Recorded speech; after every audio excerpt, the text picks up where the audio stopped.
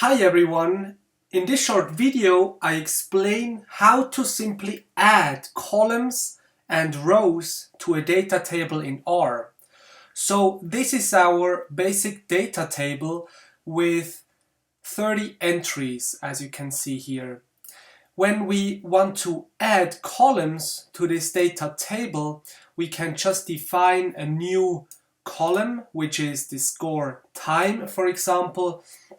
And what I want to do here is I want to multiply the column score with the column time together to get the score time column. For that, I just run this command and let's look at the data again. So we have here the score time with always the score multiplied with the time as a new column.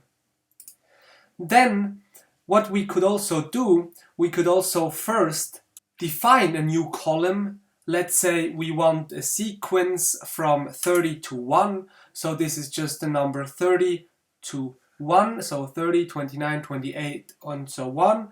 And now what we can do, we can use a cbind function, so column bind function.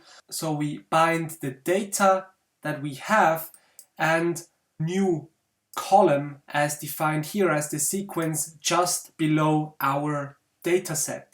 So we can do that and look at our table, and now what we have like this new column here which has the sequence of 30 to 1 in there.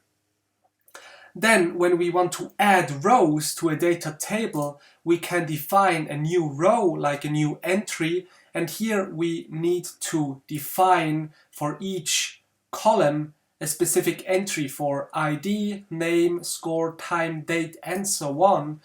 And I just did that here within a list, separated with a comma. And when we run that, we have here a new value, new column, and we can use the R bind, like the row bind function. We can bind data and new row together. And when we do that and look at our data, we now should have at the end this new row here, which contains the 31st observation of Tom.